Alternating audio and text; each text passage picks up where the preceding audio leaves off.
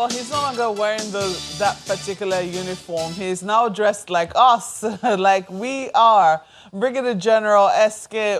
Usman, retired, is our next guest, and we're taking a look at the service chiefs, of course, the appointment of the new service chiefs, and their recent visit to Borno to see what is happening with the insurgency and be briefed. Well, General, they say they never retire. You're welcome to Sunrise Daily this morning. Thank you so much, and good to see you after such a long time. Indeed, indeed. Yeah. Good to see you as well. You look very well rested. It looks like you're happy to be out of service, so to speak. Yeah, we thank God, really. Oh, well. Well, they have work ahead of them. Yes, you're out of service, but those in service still have a lot of work to be done. The insurgency now has been on for well over a decade, and alongside that, new security problems continue to spring up that looks like they're overwhelming the traditional internal security agencies or security agencies that are meant for internal security operations. And the army increasingly, or should I say the military increasingly has to be involved in some of these operations. At least people look to them to help to solve them. Farmer herders crisis is one of them. Kidnapping and banditry, which seems to be on a run, is another. And then, in addition to that, this long-drawn conflict, which is now becoming, producing many more children, so to speak. What are your thoughts, first, with the appointment of the new service chiefs? Do you think these are square pegs and square holes, or do you think, from the antecedents, maybe we've just done a change for the sake of change? Yeah, I think you rightly describe it as square pegs in a round hole. The military, as it is, before or on getting to the rank of a colonel or its equivalent, definitely you must have been known in the military cycle either by name or by reputation. And these are tested, seasoned, and well-experienced senior military officers that have been trusted with this responsibility.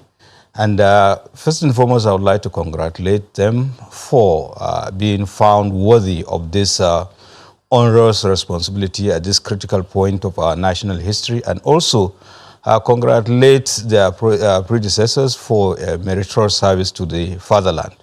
But by and large, if you look at it, starting from the new Chief of Defense Staff, everybody knows and attests to the fact that he's a well-experienced senior officer, and the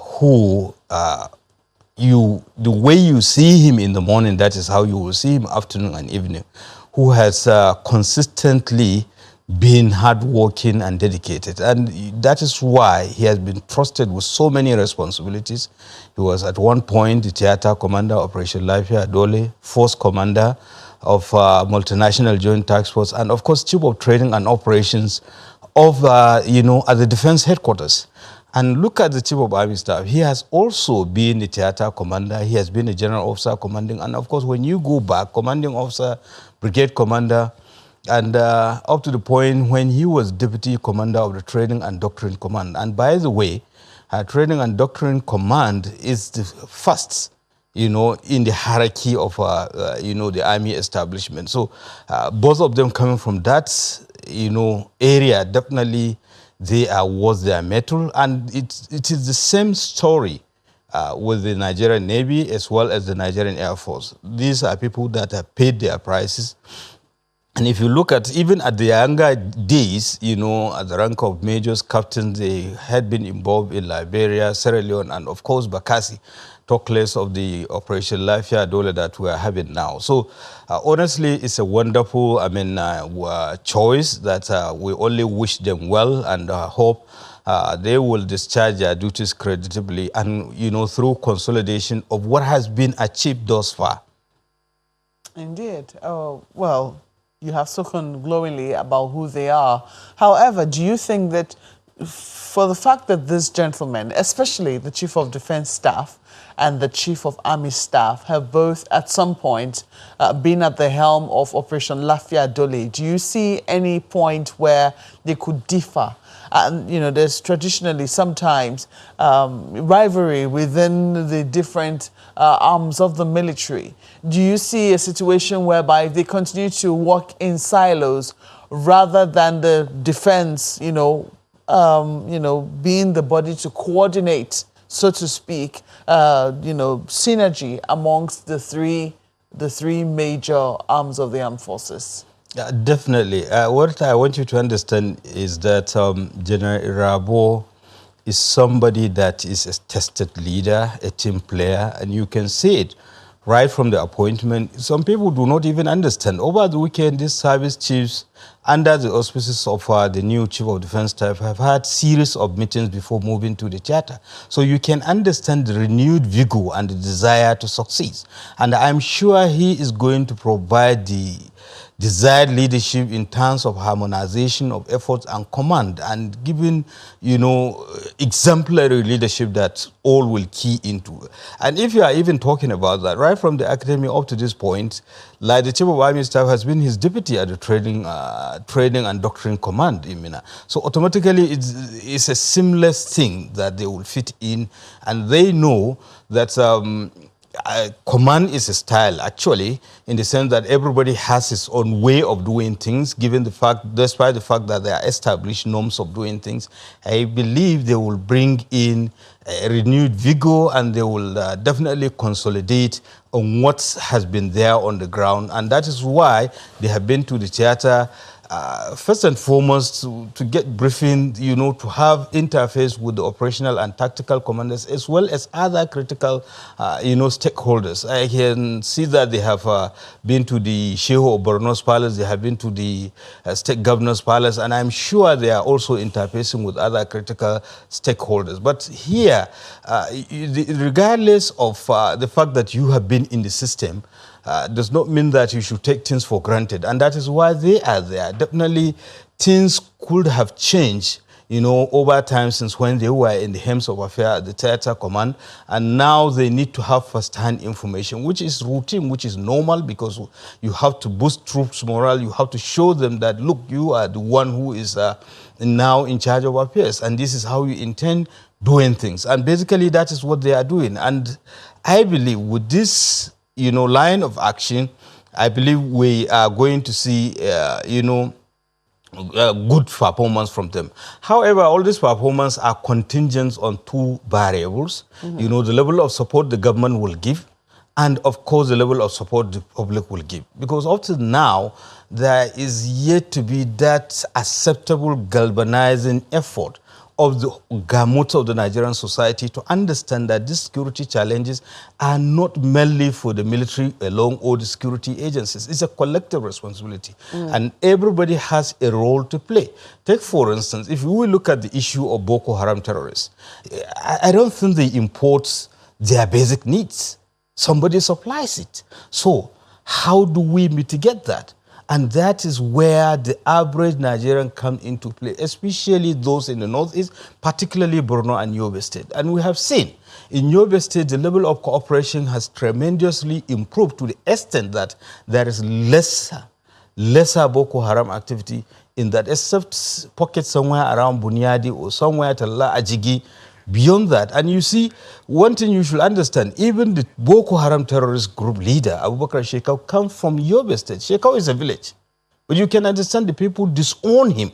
And that is what we look forward to, so that people should provide credible and timely information. We can that they can be isolated, then the military will tackle them. Well, indeed, a lot of Nigerians are expressing the with the change of the service chief. So I think it will be how the military authorities themselves solicit the help of the people in trying to win this war against insurgency. However, Boko Haram has shown that they are not joking, that they are still very much in the business, because yesterday, as the military chiefs were visiting Borno State, they also launched another attack to say, we're still very much here. What do you think needs to be done? What is the most critical thing, aside the visits which they have done now? What do you think needs to be done to ensure that our military not only have the upper hand, they're also showing that they indeed have the upper hand in this war against terrorism? Yeah, well, I've told you that the success or otherwise is contingent on two variables, Yeah, the you mentioned level of government support and the public. Indeed. Now, the government will come in to improve the equipment and weaponry of the military and administration generally. Take, for instance, the average soldier at the theater earns as much as just 1,500 per day. Now, the projection was supposed to be 5,000 naira. So where is the balance? This, to a large extent, will enhance the capability, I mean, it will boost the troops' morale to do better. Even though they are fighting, for their own country, within their own country. Therefore, it's a point of duty. But that notwithstanding, there should be improved level of support on the part of the government, equipment keeping, weaponry and kittings. Now, on the part of the commanders, there should be improved communication because to a large extent they meant well, but sometimes information doesn't get down well. And with the proliferation of social media, an average soldier tends to believe what he sees on WhatsApp as compared to the commander. They are, sharing trends together. So basically, there should be that improved synergy and understanding between the led and the lead. And beyond that, again, the public, just like I mentioned to you, need to continue in their support to the military to ensure that these terrorists are further isolated because they get their, base, from public support. And the military also should also identify and go after the leadership of this terrorist group, through whatever means it is. So that because that is very, very important. And improve synergy among them. And we have seen it. And the level of support. Take, for instance, what is the level of support between the Nigerian Army and the Nigerian Air Force? And we need to also harmonize some of these operations. Take, for instance, not just necessarily the fight against terrorism and insurgency. There are other issues. Take, for instance, the issue of this banditry, kidnapping, and what have you. We have, in the Northwest, we have Operation Sahel Sanity, and we have Operation Thunder Strike.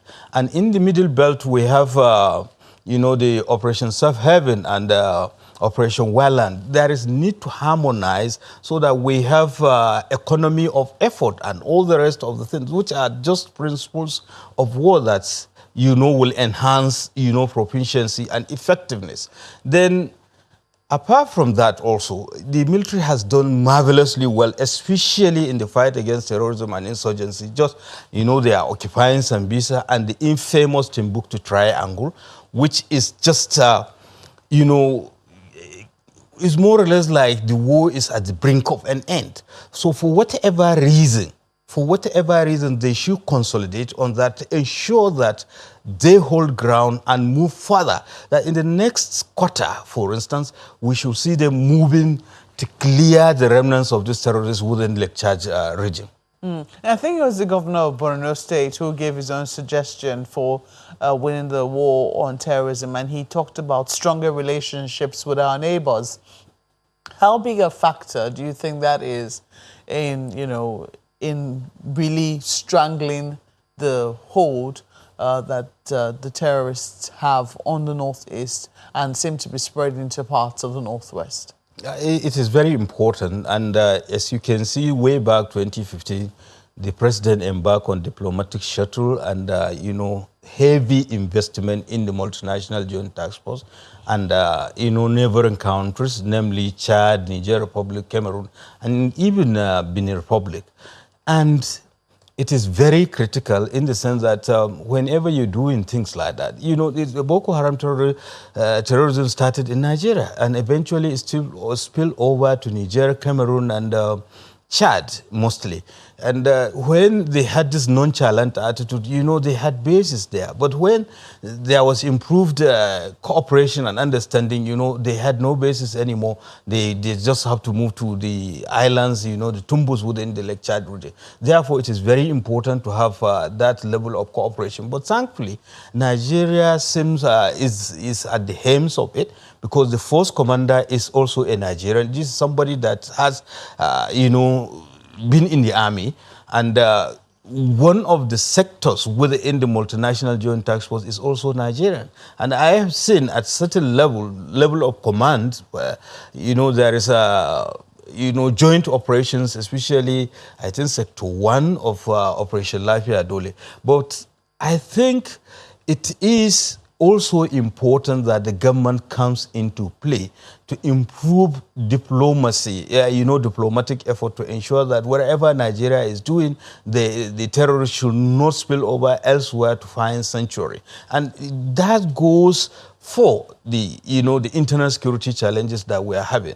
It is not just enough to contend the problem in Kaduna State without taking into consideration maybe Northwest as a whole. There is no point in contending the problem of insecurity in Benue State without taking into cognizance what is happening in Kogi, Nasarawa, and other states, that are contiguous to that state. So basically, that is how it is supposed to be. And with that, and I think there will be, greater success as it is. Well, we sincerely hope so, especially when you hear news like what we heard a few weeks back, excuse me, from the governor of Nasarawa State, that Boko Haram had extended to some parts of the state and were taking over a particular road. They wanted the federal government to come and take over that road. Those kinds of news are not very encouraging. But what's your take? Because, yes, largely, they have prioritized the war on terrorism, especially Boko Haram, and we all understand the reason for that. However, with all these new security challenges cropping up here and there, banditry in the Northwest is a very big problem. Kidnapping in most parts of the country is now a very big problem. What do you think they need to be doing? You've talked about them consolidating on different operations that already exist and, being more efficient, so to speak. But aside that, what else should they be doing to send a message of confidence to the Nigerian people that there is going to be a big difference with the change at the helm of affairs? Yeah, so many things. First and foremost, it's question of improvement, the civil-military relations, there should be better, engaged through the use of the media. And apart from that, also, there are other, civil-military activities, quick impact projects and what have you, so that the average Nigerian will have a fair sense of belonging. That indeed the military is not all about coercion, they have the other side of it. And I always mention that whatever they are going to do is contingent on the level of support from the government and members of the public. And the public cannot give that support if they do not see that really the military is up and doing and they are there for them. And I think they are doing the right thing by, engaging critical stakeholders, opinion, be it the political leaders. Take, for instance, what is happening now in Borno, talking with the state governor, and of course, traditional rulers, the Shehu of Borno. And I believe it's an ongoing thing, and continuously it will go on up to other regions or parts of the country.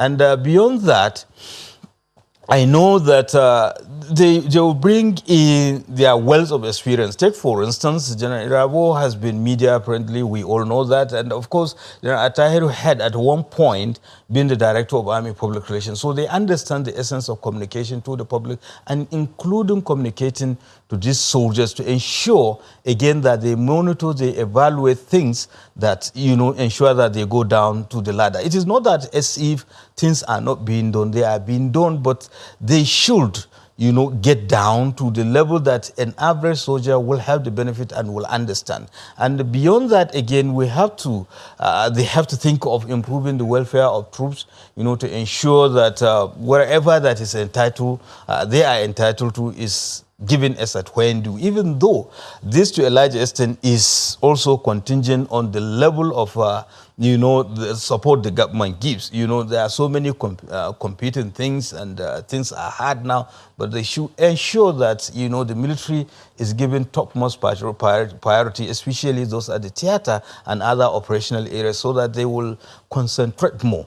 And in any case, again, there should be, continuous,